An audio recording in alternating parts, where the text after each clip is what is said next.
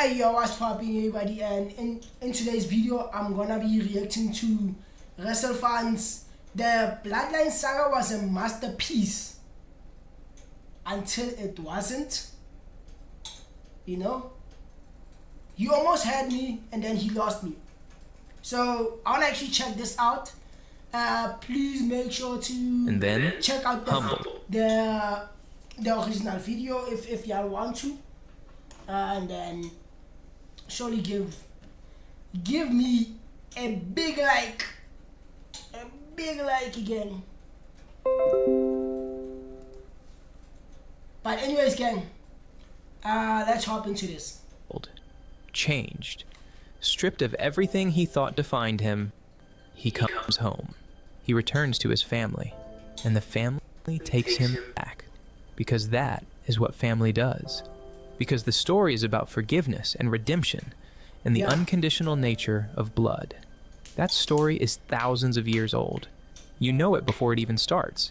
Every beat of it feels older than memory. But this is not that story. Acknowledge me. Where is he going with this? The man this story belongs to came home and decided humility was the thing holding him back the entire time. He returned to his family and informed them coldly and with absolute certainty that they answered to him now. He turned blood into a weapon. He built a family the way a man builds ammunition, identifying what each person could give him, extracting it, then discarding whatever remained once their usefulness ran dry. The prodigal son in every version of that story comes home carrying nothing. He came home carrying gold, a wise man at his shoulder, and the certainty that the throne belonged to only him. 1,316 days, 5 WrestleMania main events, a cousin broken inside a cell, another transformed into an enforcer, then reduced to a casualty, a man brought in from the outside who loved the family so sincerely that his sincerity became fatal, and the hand-picked successor who inherited every lesson he taught, including the one that says, the head of the table can only be the man capable of making them kneel. This is the story of a man who rewrote every rulebook in wrestling history and dragged wrestling into an era built around his gravity, who took the crown and wore it with a coldness and honesty that created something more compelling than any redemption story this company has told before or since. But to understand how he rewrote the story, you have to understand the years he spent trapped inside the version written for him. The forced smile, the scripted catchphrases. This is my yard now. The chosen hero manufactured to fight for the people, and why those years felt, to everyone watching, exactly like what they were. Like a king. I wasn't the one, like I wasn't a part of the fan, like the side of the fan base that actually hated this. I actually loved Home and Aways back then. I still do, bro. I think I have maybe, let's say, not so favorite moments from Roman, but I think King forced to dress like a jester. I was actually enjoying Sellout full of suffering. Succotash, son. So let's go back to the beginning. Bro, Before the Empire, there was a revolution. What? Before the blood was spilled, there was a brotherhood. Before the swords were drawn, there was only Sierra Hotel India Echo Lima Filter Shield. November 18th, 2012. Survivor Series, Indianapolis. 3 men in black tactical gear breach the barricade from inside the crowd, moving through the audience with the focused, practiced efficiency of something that has been rehearsed until it feels like instinct. They reach the ring. They drive Ryback through an announce table with a triple powerbomb that lands like a verdict. CM Punk pins John Cena. The 3 men vanish back into the crowd they came from. The building sat with what it had just witnessed for a long moment. The industry spent considerably longer. The Shield was the most alive thing happening in WWE. 3 men in matching tactical gear, cutting handheld shaky cam promos that felt nothing like the polished, overproduced television surrounding them. Moving through arenas with a pack mentality that made every segment feel genuinely dangerous. They called themselves the Hounds of Justice, They declared they had arrived to correct a broken and corrupt industry. They attacked John Cena. They attacked Sheamus. Yo, Matt, Ryback is a huge... They attacked Ryback. Yeah. The men the company had spent years carefully engineering the crowd to love. And the crowd, the adult male audience that had spent half a decade sitting on its hands through manufactured coronations and recycled heroics, started making noise. Real noise. The kind that only happens when something on screen matches something the audience already believed in private. The company had designed them to generate heat. Instead, they generated the one thing that cannot be manufactured regardless of budget or booking. Genuine belief. The matches validated everything. Seth Rollins was the engine, the workhorse who opened bouts, maintained pace, absorbed punishment, and kept everything moving at a velocity that made opponents look credible. Dean Ambrose was the chaos, psychologically volatile, unpredictable, the man who carried the faction's voice with a natural promo ability that most performers twice his age couldn't approach. And Roman Reigns did one thing. He waited. He stood on that apron and held everything in reserve. Every second he waited built the pressure of what was coming. When Rollins or Ambrose finally slapped his hand and he came through those ropes, the temperature of the match shifted immediately. The crowd felt it before he'd thrown a single strike. There was a specific quality to Roman Reigns entering a ring, a density of threat, a physical certainty that whatever happened next would be final, that cannot be coached or scripted into a performer. Either a room feels it or it doesn't. Every arena in 2013 felt it the moment he touched the ropes. When the spear landed, the match ended. Every time. The audience learned this quickly, and that learning transformed every Shield bout into something specific. A loaded gun The Superman punch, I used to do it in high school, bro. aimed at whoever stood across the ring. The crowd watching the barrel track and knowing the trigger was coming and being unable to stop it. By 2013, they were immovable. They captured the United States and Tag Team Championships simultaneously. Total monopoly. Every available title at once. Their collisions with the Wyatt family drew the kind of crowd investment that only surfaces when two acts with genuine credibility meet at full speed and neither one flinches. The company that had booked them as mercenaries watched them become something the crowd refused to boo. Nobody turned them. Nobody rewrote the script. By WrestleMania 30, they were babyfaces by pure consensus. And at Payback in June 2014, they swept Evolution.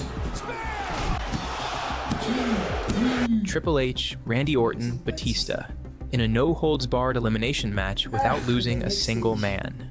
The Shield at its peak was the best act in professional wrestling. But that tells you what Roman Reigns did inside it.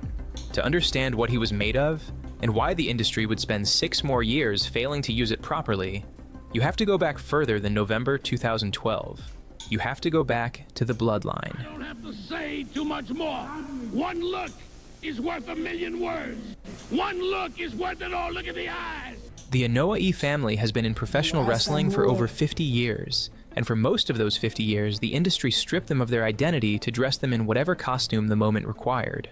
In the late 1970s, Afa and Sika Anoa'i arrived in the WWF as the Wild Samoans. Barefoot, grunting, eating raw fish. This is the time. Captain Lou Albano at their side to direct their violence because the characters were presented as too feral to direct themselves. 3-time tag team champions. The gimmick was built on deliberate dehumanization. And it worked commercially because that formula always works when you tell an audience something is primitive and frightening. Their nephew Rodney came to the WWF in 1992 and was repackaged as Yokozuna, a Samoan American born in San Francisco, dressed as a Japanese sumo wrestler, Mr. Fuji waving the Japanese flag at ringside. The entire presentation built on American anxieties about Japan's post-war industrial rise. The first man of Samoan descent to hold the company's top prize headlined 2 WrestleManias dressed as a citizen of a country he had no connection to, because what the promoter needed was a Japanese threat, and the actual heritage of the man in the ring was apparently interchangeable with whatever cultural anxiety the moment demanded. Umaga in 2006 I think because I didn't grow up like on like Yokozuna, the Wild Samoans, but Him, bro, I was here. No, I was here. Yeah. I don't remember Umaga that much, but I just remember the face, the body, like I remember the character of Umaga, bro. Like, online. He did Umaga the versus Rey formula. Mysterio. Tribal tattoos, face paint, a handler to manage the violence. He's wearing the Ula Fala, bro. Template Crazy. unchanged for 30 years. What the industry spent 4 decades refusing to ask was what the family actually was beneath the costume. In traditional Samoan society, there is a system called the Fa'amatai. It organizes family, village, and obligation into a hierarchy so old it has survived colonization, statehood, and everything modernity has thrown at the Pacific. The Matai title as a calling, it is not something that you just get up and do. At its head is the Matai, the chief, the one who carries the family's weight and in return commands its absolute loyalty. The title isn't simply inherited, it is earned and then acknowledged by the family, by the community, by everyone who sits at the table below. The industry had been sitting on that material for 50 years. Instead of exploring it, WWE dressed it in Captain Lou Albano and told the audience these men couldn't speak English. Into that lineage, in 1985, Leati Joseph Anoa'i was born, son of Sika, cousin of The Rock. Acknowledge me! Roman By the way, Reigns. that's my cousin Joe, who would later go by Roman Reigns. Acknowledge me. Of Yokozuna, of the Usos. Right, whose father is Sika from the Wild Samoans. Right? The traditional Samoan tattoos across his arm and chest, ink placed there in grief after his cousin Eddie Fatu, Umaga, died in 2009. Eddie. When he stands in that ring, the lineage is literally written on his skin. He became Roman Reigns. And then WWE dressed him in blue contact lenses and a SWAT vest and handed him someone else's lines. The family had spent 4 decades having its culture replaced by whatever the moment demanded. He was simply the latest iteration of a pattern the industry had never seen any reason to break. That severance that would take makes 6 sense. years and a global pandemic to repair. Roman Reigns, Seth Rollins, and Dean Ambrose were brothers before they were famous. The forge that made them was the developmental gymnasium, and the highway miles and the pressure of 3 men with no leverage trying to build something inside a system largely indifferent to whether they survived. The locker room had mechanisms for reminding newcomers of their place. Veterans who had spent years working their way up the card watched 3 developmental talents arrive and immediately occupy space near the top, and the resentment that produced was real. The 3 of them learned quickly that the only people inside that building they could trust completely were each other. That knowledge forged something the television cameras only partially captured. 3 men who had made a specific, unspoken agreement. We protect each other in here. Whatever the building throws at us, we face it together. The moment that agreement was tested most publicly came at the Elimination Chamber in February 2013. WWE's booking team had decided the Shield should lose, cleanly, definitively, to John Cena, Ryback, and Sheamus. Standard operating procedure. Ryback. Dominant new act gets absorbed by the established top of the card. Ceiling confirmed, everybody moves on. They had watched what happened to the Nexus, a faction of rookies who arrived dominant, got fed to Cena at the first available opportunity, and were relegated to mid-card irrelevance within months. They understood exactly what the proposed finish meant for their futures. You know, we got told that finish, and Chris and I went, what? That makes no sense. I mean, they gotta go over. They drove home that night and made a decision in a rental car. They refused. 3 developmental talents, men with no contractual leverage, no political allies, no guarantee their jobs would survive the next round of budget cuts, walked into Vince McMahon's office together and told the most powerful man in professional wrestling they were not performing the finish as written. Any one of them alone would have been reminded quickly of his replaceable status and sent back to catering. Together, presenting a unified front to a man who understood power better than almost anyone in the industry. They held the line. McMahon changed the finish. The Shield survived. Roman Reigns carried that knowledge for the rest of his career. The idea that a circle of men bound by genuine loyalty is stronger than any individual operating alone. That a family, constructed from trust and the shared memory of holding a line together, is the most powerful structure in any room. He would spend the next decade trying to rebuild that circle. He would call it the Bloodline. He would build it from actual blood relatives rather than chosen brothers, and sit at its head rather than stand as one of 3 equal parts. The blueprint was drawn in those rental cars. We have a brotherhood. We have love for each other well beyond the wrestling, and it will always be that way. To be honest, bro, like I think when it comes to like my favorite like faction, bro, like the Shield or the Bloodline, like somewhere around, like today it can be the Shield, tomorrow it's the Bloodline, but most of the time it's the Bloodline, bro. Not gonna care, bro. Like, this one, especially look at little not even little Jimmy, Big Jim, bro. Look at Big Jim right here. Look at Sammy with the shimmy. Everyone is feeling Uzi. It's because you're not feeling Uzi. These are not men performing nostalgia for the cameras. These are men who went through the forge together and came out changed by the same heat. My real name is Joe. Joe Anoa'i had already been through a different kind of forge before any of this started. He was 22 years old when a routine NFL physical revealed chronic myeloid leukemia. He had a newborn daughter at home and had just signed a free agent contract with the Minnesota Vikings after going undrafted from Georgia Tech, where he had been a first-team All-ACC defensive tackle. The entire architecture of his life had been built toward one destination. The blood work came back on the morning he was supposed to start arriving there. The Vikings released him the same day. He tried the Canadian Football League. The disease stripped too much conditioning from his body, and the comeback never held. Did they cut you? Oh yeah. They sent me home once we got like all the proper oncology work back and blood work back. They ended up releasing me. And your wife was pregnant at the time. Yeah. Man. Oh my God. Yeah. He retired from professional football without having played a single regular season game in the NFL. 23 years old, a daughter to feed, an identity that no longer existed. Like working together and like a regular job. I mean, as office furniture installers. To support his family, he took a job installing office furniture, alongside his cousins Jonathan and Joshua Fatu, the future Jimmy and Jay Uso, the future Bloodline. No. The most celebrated wrestling dynasty in the history of the industry was moving office furniture together, because nobody was handing them anything. His father Sika eventually sat him down. The ring was waiting. The family name was waiting. Everything Sika and Afa had built, the championships, the Anoa'i name written into the permanent record of the industry, was a foundation waiting for someone to build on it. Joe signed a developmental contract with WWE in 2010, $500 a week. In a class run by Dusty Rhodes, he stood up one afternoon and declared himself a walking $1 billion check.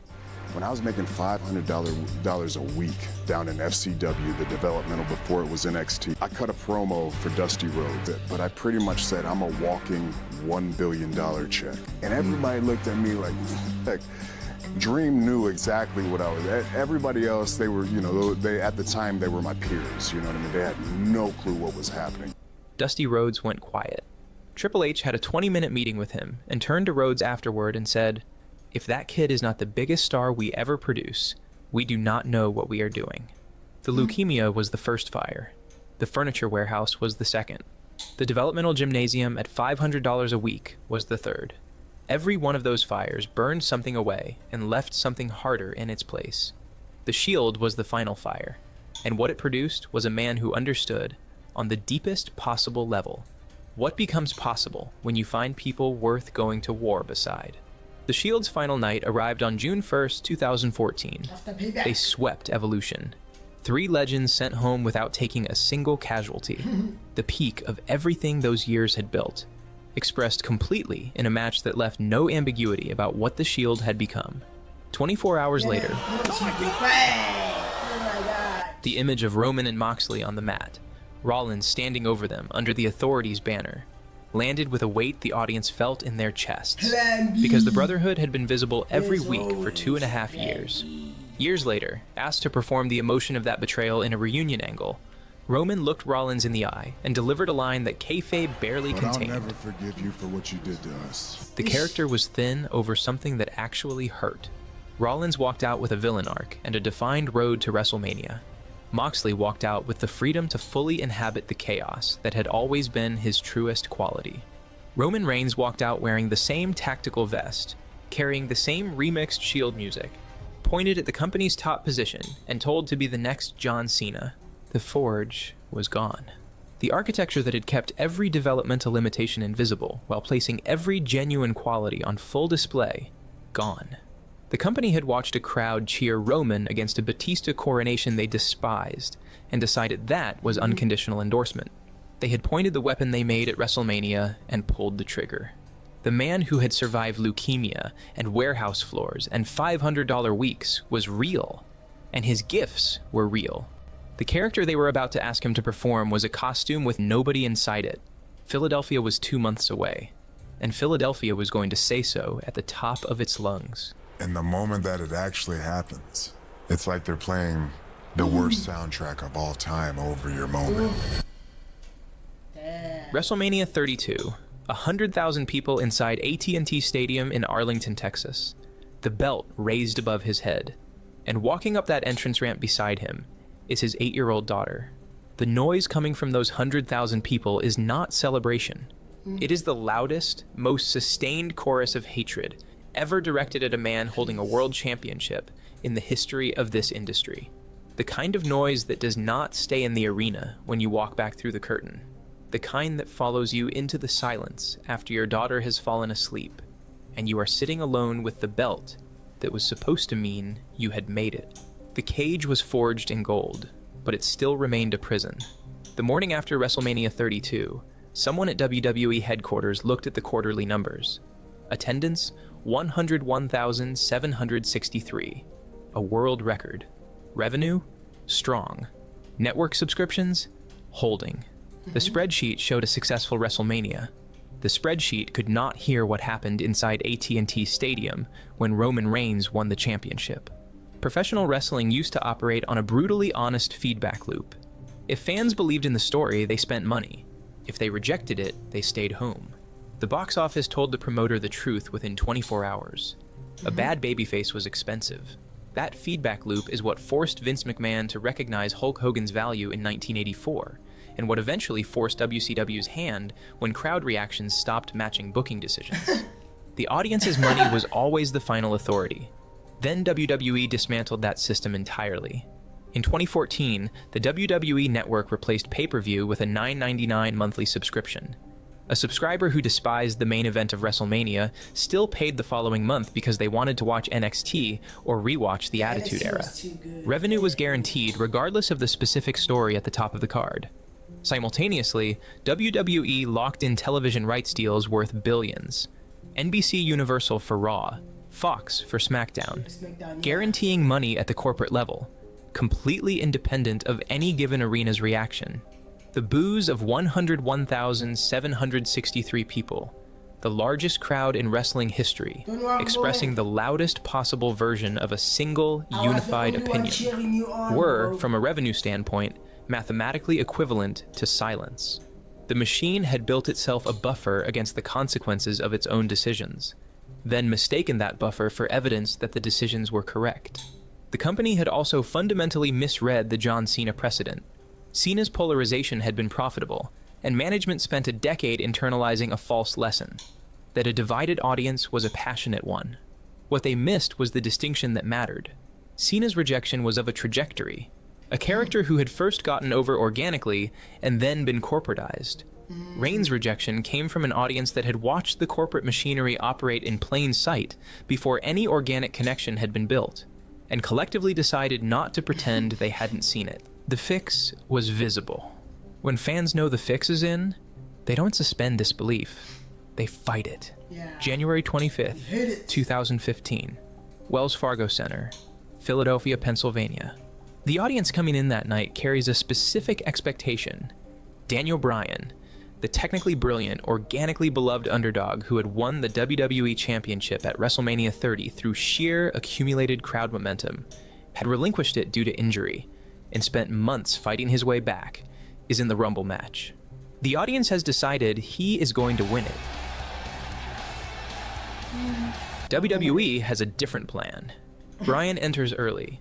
The crowd goes sideways with excitement. Then Bray Wyatt catches him, and Daniel Bryan is eliminated in the first third of the contest. The Wells Fargo Center doesn't boo. It roars. the genuine, disbelieving roar of an audience that has just realized the script is going somewhere they refuse to follow. Every subsequent entrant is greeted with the sound of thousands of people who have withdrawn their consent from the proceedings. Reigns enters at number 19. Older heels on their consent from the proceedings. These people, bro, like Jack Swagger, Cesaro, Big Show, Ryback, Rusev. Who's this at the back, bro? Wait, yeah, it's not. Reigns enters at number 19. Older heels like Big Show and Kane systematically eliminate the popular performers who might steal the spotlight, leaving Reigns the obvious winner by process of elimination. The crowd recognizes every beat of this choreography and responds with escalating fury. Reigns wins. WWE deploys its emergency response. Dwayne Johnson, The Rock, Roman's real-life cousin, a man who could walk into any arena in the world and receive a thunderous ovation by simply existing, appears at ringside to raise Reigns' hand. The Philadelphia crowd boos The Rock. Boos The Rock.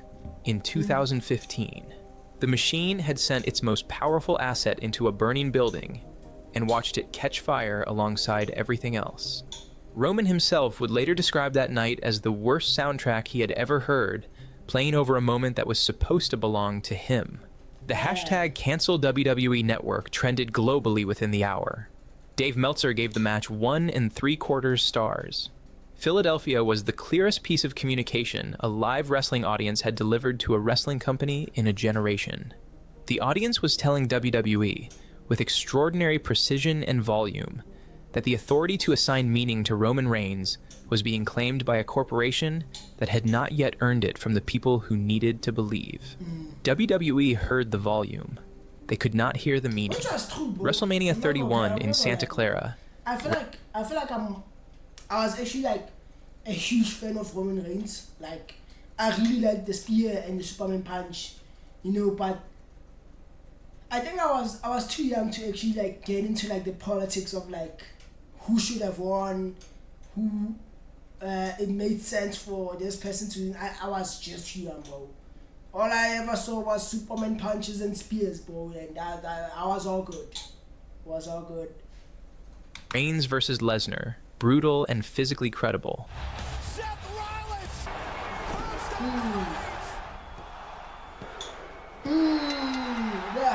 The crowd's response was pure physical relief, not excitement for Rollins. Relief that the other outcome hadn't happened.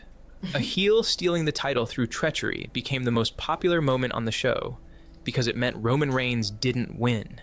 WrestleMania 32 in Dallas drew 100,000 people.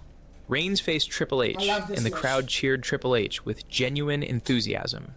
When Reigns won, WWE turned down the live arena microphones and piped artificial cheers over the broadcast. 80,000 people were physically present and acoustically irrelevant. The Machine was manufacturing the reality it wanted on television because the reality inside the building was too damaging to air. WrestleMania 33 in Orlando. The following night on Raw, Reigns stood in the ring while the crowd delivered 10 unbroken minutes of the most sustained hostile reception a performer has received in the modern history of this business. He stood in it. He paced. He waited until the building had nearly exhausted itself. Then he raised the microphone. This is my yard now. He dropped the microphone and walked away. In that single exchange, the absorption, the cold patience, the refusal to apologize, was the precise character WWE would spend another 3 years refusing to let him play. WrestleMania 34 in New Orleans was his 4th consecutive main event, the same opponent, and the crowd had moved past anger into contemptuous indifference. Damn, that's crazy. Sections of the Superdome inflated beach balls and batted them around the arena. The main event of the biggest show in professional wrestling had become background noise. In 2016, Pro Wrestling Illustrated readers voted Reigns the most hated wrestler of the year, the first babyface to receive that award since the category's inception in 1972. Raw viewership had reached its lowest point in 20 years. The company's response was to give him another title match. October 22nd, 2018, Providence, Rhode Island. Monday Night Raw.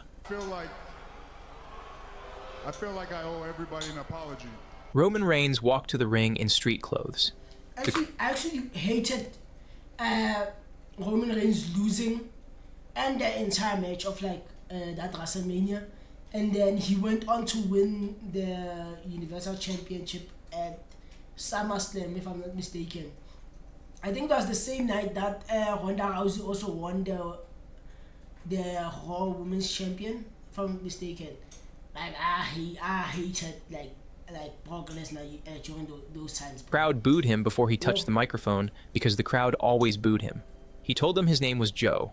He told them he had been living with leukemia since he was 22 years old. And unfortunately, it's back. The arena went silent. The man they had spent 4 years screaming abuse at had been managing a blood cancer in private the entire time. And I'm gonna have to relinquish the Universal Championship. He walked up the ramp. The crowd chanted his name, Joe, not the character, the man. He had been telling the truth about himself the entire time. The character was the lie. The company could not hold the lesson for a single broadcast. Later that same night, WWE executed Dean Ambrose's heel turn, booking a wrestling angle on the emotional coattails of a cancer diagnosis.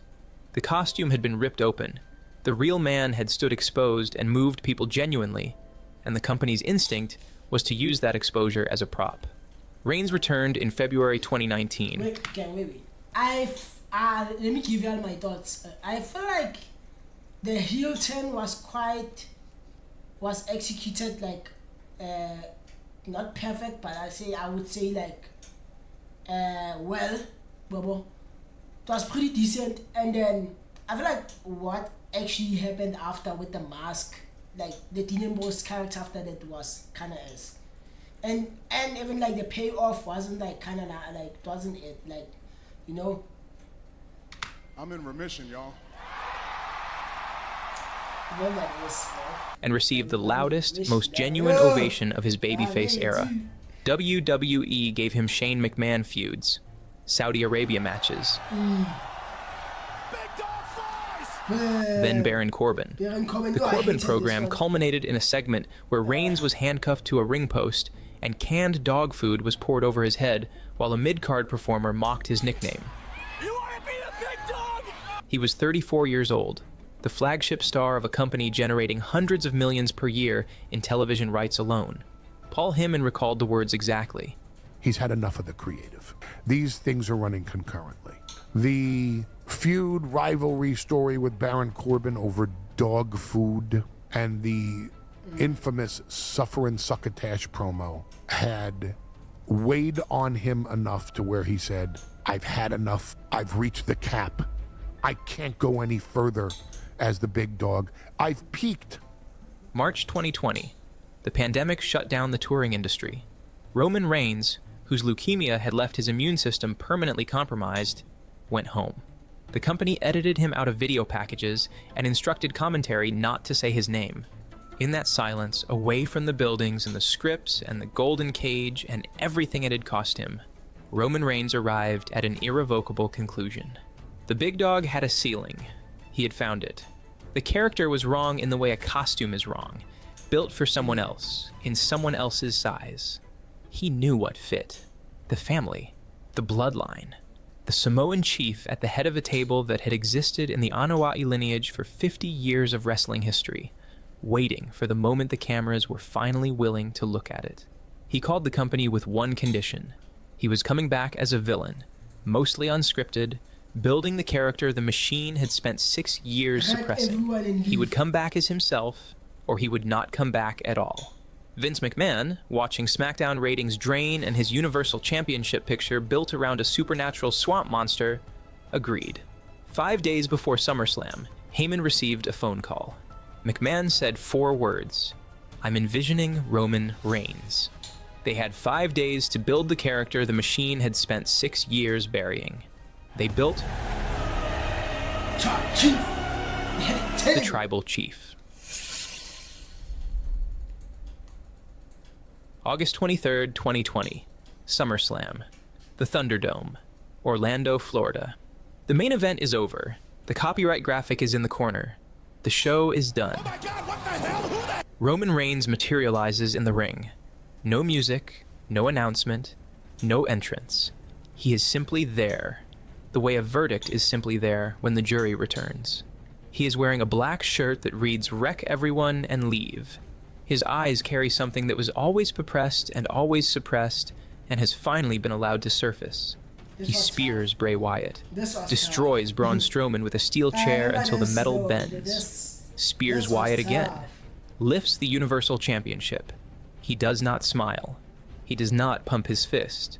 He holds the title in the air and looks into the camera with the expression of a man who has finally stopped pretending. Here is what nobody said loudly enough in August 2020. The Thunderdome was an accidental paradise for a cold, methodical, psychologically precise heel character. To understand why, consider what the same environment did to Braun Strowman first. Strowman's entire commercial value lived in kinetic spectacle, in the gasp of a live audience watching a man that size move that fast, flip an ambulance, press slam a human being across a ring with impossible ease. Strip away the crowd, and those moments don't just lose their impact, they lose their reason for existing. Strowman's championship reign through 2020 was a correct diagnosis of a mismatch. A performer whose power was entirely generated by live energy, placed in an environment that had removed it entirely. He held the title as a placeholder, and most people watching understood that, including him. But to be honest, like, I was one of those people who would die to see Braun Strowman become champion. Especially when he was going up against Brock Lesnar. Like, I remember this, I think the Fatal 4-Way was like Strowman, Samoa Joe, Brock, and Roman, if I'm mistaken. Bro, that thing was hard, bro. The environment that hollowed out Strowman was perfectly calibrated for what Roman Reigns was about to become. In a live arena, a villain with this creative direction faces constant friction. Live crowds chant "what" during deliberate pauses. They cheer ironically for heels they find entertaining. They hijack segments that move too slowly. The Thunderdome eliminated all of that. The audio was controlled. The reactions were curated. A man who wanted to speak quietly, to let silence do work, to pause for 3 full seconds and let the weight of a sentence press against a room, that man could do exactly that. For a performer whose power lived in spectacle, removing the crowd was castration. For a performer whose power lived in stillness and physical authority, and the cold certainty of a man who never needs to raise his voice, it was a studio built to his exact frequency. The empty room was the only room in the world built for what was coming. August 28th, SmackDown. A WWE official named Adam Pearce pushes open a locker room door looking for a contract signature. Roman Reigns is seated in an armchair, completely still. The stillness of a man who understands that everything comes to him eventually. He lets Pearce stand there in the silence. Then the camera moves slightly, and Paul Heyman is sitting beside him. The internet came apart. Because what that single image communicated without a word of explanation was everything.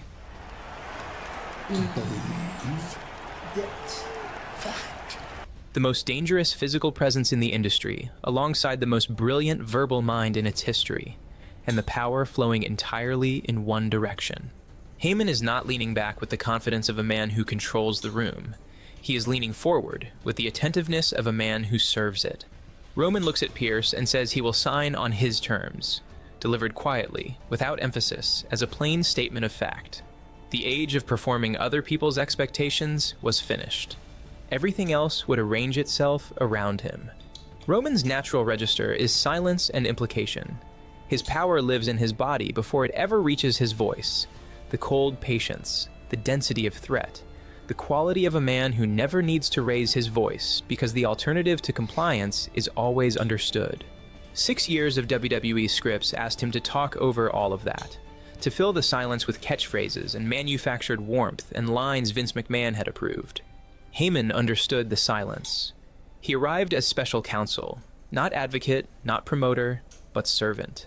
The most gifted talker in wrestling history, performing visible deference to a man who rarely raised his voice above a conversational register. Heyman provided the elaborate language and the sweeping declarations. Roman arrived at the end of all that language to deliver 2 or 3 sentences that landed like a closing argument. The space between Heyman's last word and Roman's first became the most compelling moment in any segment they shared. In a creative meeting somewhere in those early weeks, Roman said something that stopped the room. Respect my work. Acknowledge what I do. Give me my flowers now. Heyman recognized it immediately, the character finding its own voice. A man who had spent 6 years being told by arenas full of people that he was not enough, turning around and demanding the world reckon with what he actually was.